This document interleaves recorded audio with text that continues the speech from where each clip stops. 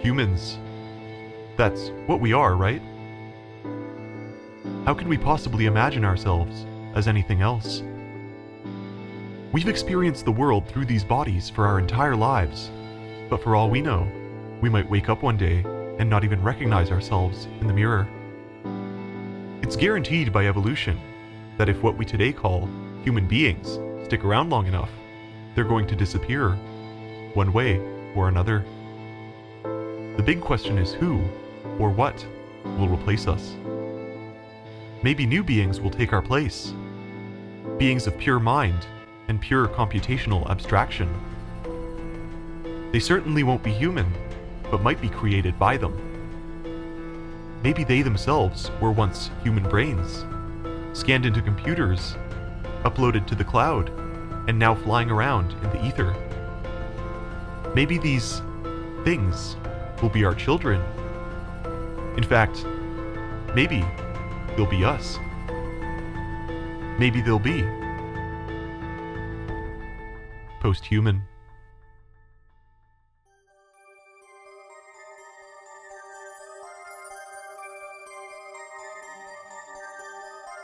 Posthumanism is a philosophical idea that questions whether or not our so-called humanity is innate. Is our humanity real, or just a construct of the mind? Is there some fundamental essence that makes us human? Or are we really no different from anything else?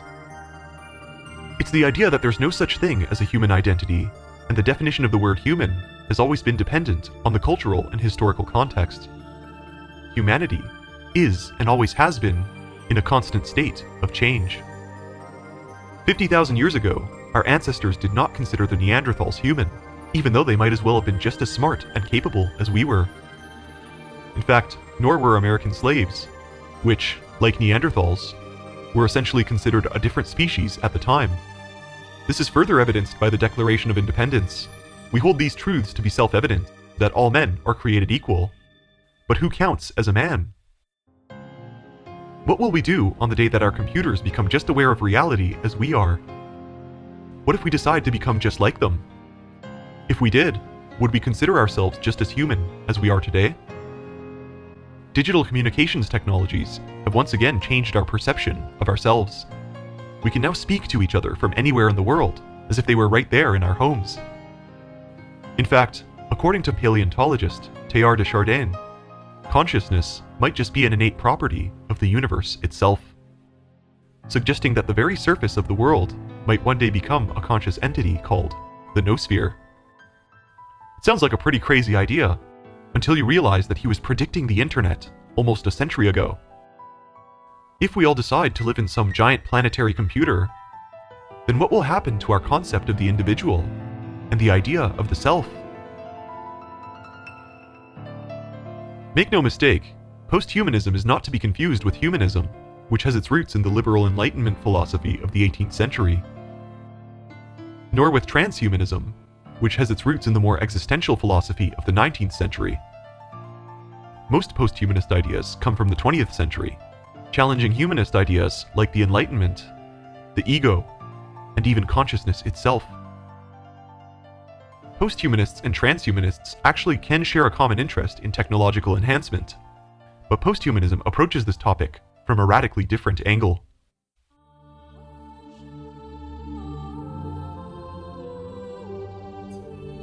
Unlike transhumanism, it doesn't analyze how we're becoming machines. It claims that we've been machines all along. The idea of the posthuman stretches all the way back to the philosopher, Georg Friedrich Hegel, who argued that all of human history has just been a gradual progression to what we call the absolute, a state where the universe itself will become conscious. A world where everyone else has read everyone else's mind, advancing through a dialectic until everyone in the world has the exact same knowledge. We would see our ideas of the human and the ego dissolve into a so-called organism. But let's not get too carried away. It's quite difficult to imagine how that would happen technologically, but if I had to make a guess, it would first have to start with basic neurotech. Machines taking MRI scans of our brains and categorizing how each thought corresponds to certain aspects of reality. After that, It might move on to manipulation, finding the brain scans of specific memories that we don't like, and deleting them. We've already started doing this with mice. It's what neuroscientists call memory augmentation, and it could be a lifesaver for veterans and victims of PTSD. Third, we might then provide a path to brain enhancement through what's called optogenetics, installing light-sensitive genes into our neurons so that we could pick which ones fire and which ones don't. This would no longer just be removing thoughts, but also adding new thoughts in. We might then create what's called a BCI, or a brain-computer interface, which more closely connects our minds to this digital world that we've built. After that, we might start connecting these interfaces to other interfaces, forming a so-called neuroprosthesis, as Elon Musk's company Neuralink and Brian Johnson's company Kernel are already trying to do.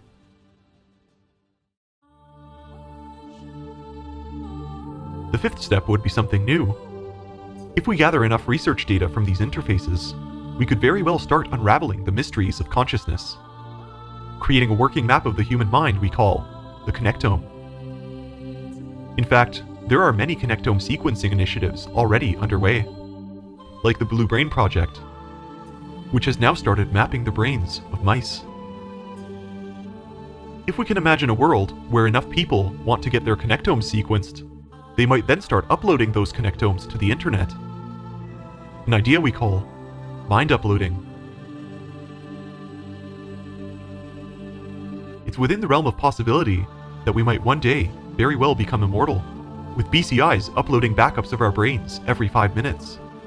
Disposable copies that we can load or save, just like a video game.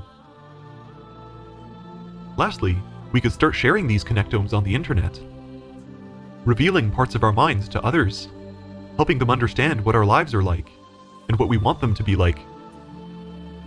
A kind of telepathy. This is not a far-fetched idea.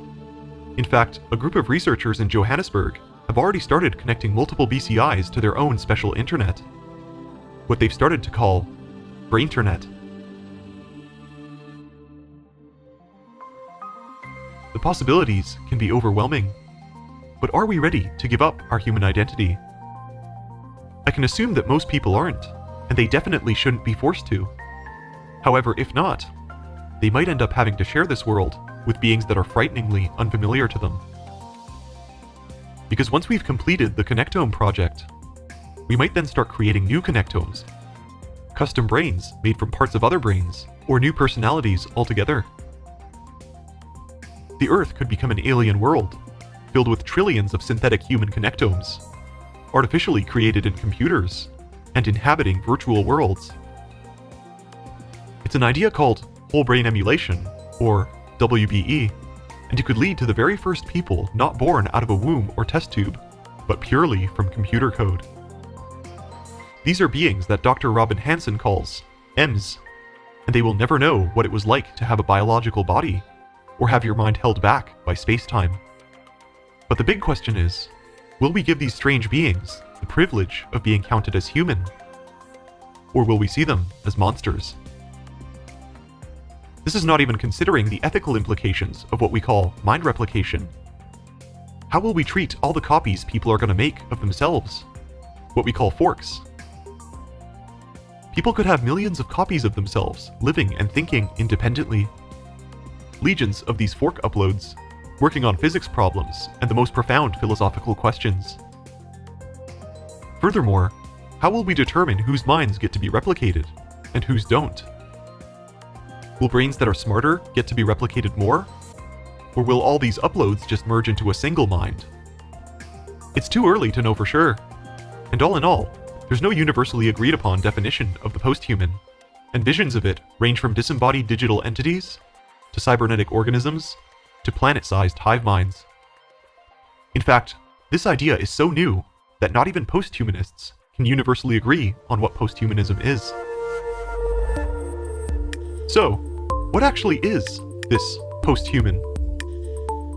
So far, the word posthumanist has just been defined as a variety of positions that reject humanist values. But there have been some attempts to unify all these definitions.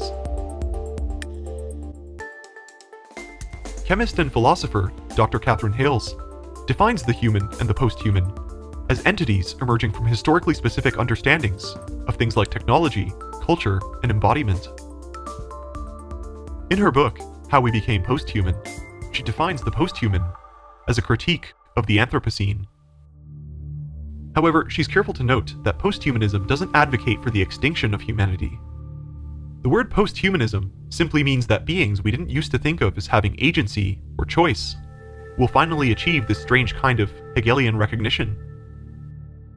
Hales says it's not a question of whether or not we become posthuman, because technically speaking, posthumanity is already here.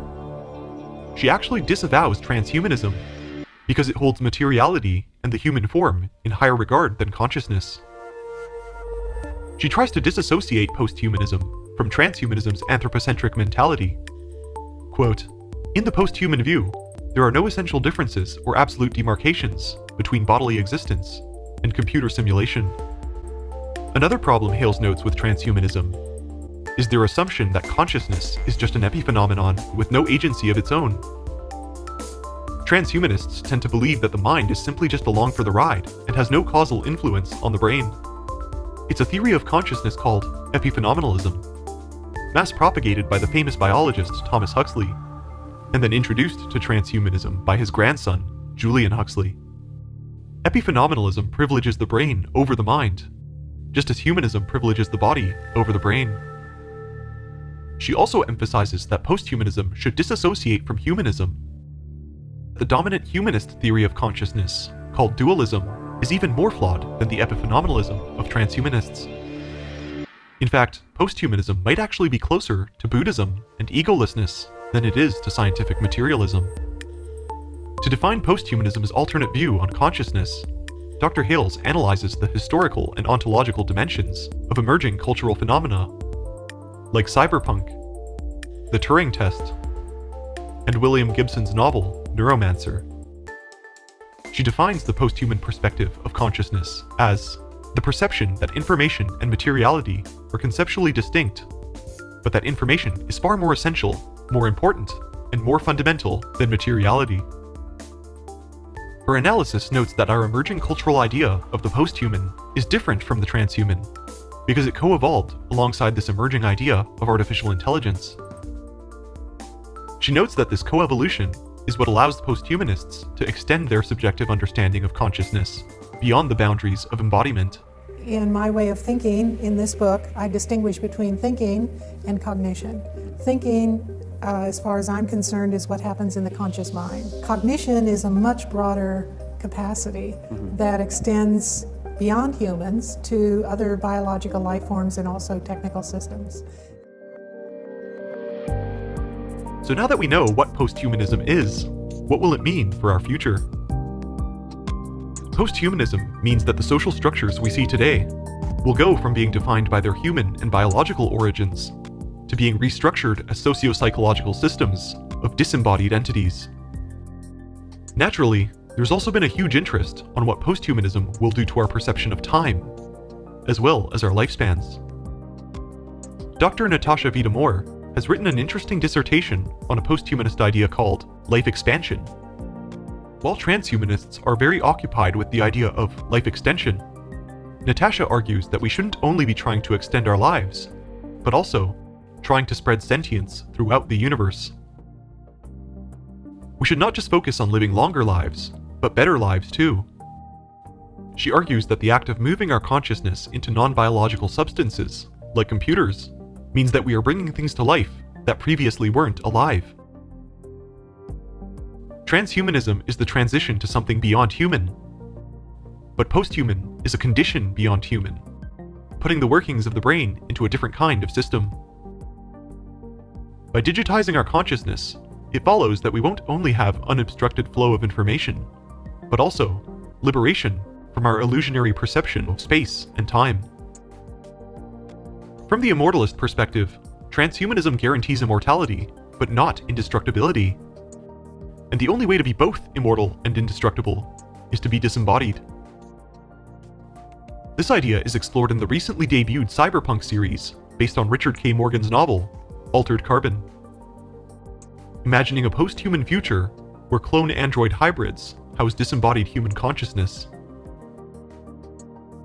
It explores the idea of digitized minds inside microchips called stacks, which are then swapped between various bodies called sleeves. Not to mention that they also have satellites in space, making constant backups of their minds every 5 minutes. The series also explores post-human ideas of identity crisis, where the protagonists struggle to identify each other and even become attached to bodies they swap into. But as to be expected, all this technological optimism is nowhere near free of criticism. More often than not, the critiques involve a certain skepticism to the possibility of particular technologies. Is it really possible to replicate the operations of the mind outside of the neurons? Do digital beings have to be a hive mind? What makes us think that this will happen by the end of the century?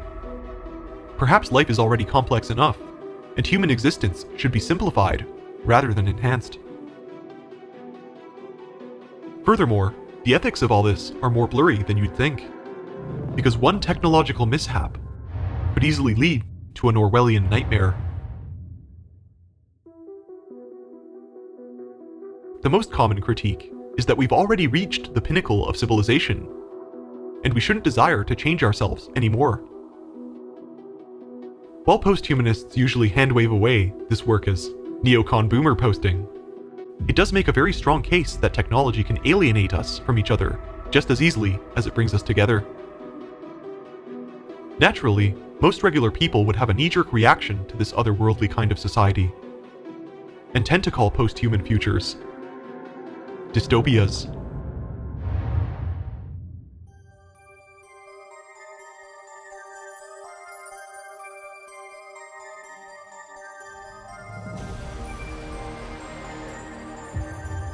Another critique of the post-human is that becoming non-anthropomorphic beings is blasphemous to many world religions.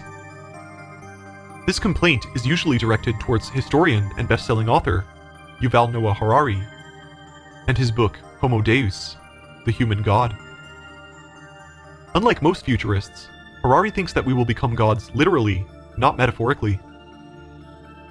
Harari argues that throughout human history, we've had a long list of divine abilities that were once only ascribed to the gods.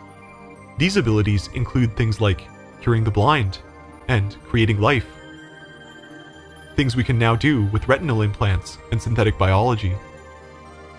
In fact, Harari suggests that we are even more capable than the gods of the past, who could only create organic life, while humans are creating artificial life, thanks to neural networks and machine learning. But we can also shape existing life to our whim, as with CRISPR-Cas9, cloning, and stem cells. Just like the gods, we've already gotten so good at creating fictional universes that we're now questioning whether our own universe is a simulation, and if so, how we could rewrite that simulation. According to Harari, the only godly thing we haven't yet been able to do is immortality, but through regenerative medicine, that's also on the horizon. So for him, it's actually a literal claim that humans are trying to upgrade themselves into gods. It's an interesting speculation, but one could disagree with Harari, given that gods are theologically defined as possessing omnipotence, omnipresence, and omniscience. In other words, unlimited power, unlimited space, and unlimited time. However, as history might suggest, attitudes toward posthumanism might very well resemble original attitudes towards open heart surgery. When heart surgery was first introduced, people were predictably disgusted. But once they realized the way that heart surgery could bring value to their lives, they started jumping on board one by one. At first, the idea of a person sticking their hands inside your body and moving your organs around was once berated as Luciferian or undignified. But today, nobody has a problem with it. And neurotechnology will be no different. However, what's commonly misunderstood is that Harari isn't suggesting we replace religion with posthumanism. All he's saying is that technology will offer everything that the world's religions have promised, but failed to deliver. In conclusion, Posthumanism has begun giving us the cultural context to rethink our humanity, while neurotechnology is giving us the tools to destratify our minds. It's not a stretch to say that our humanity will once again be redefined in the 21st century, like it has so many times before. So to revisit the question, do we really want these things to be our children? I'd argue that a good parent should love their children, no matter what their children look like. You might say that's an example of how technology is dehumanizing us. But if you really think about it, maybe technology isn't dehumanizing us. Maybe it's us who are humanizing technology.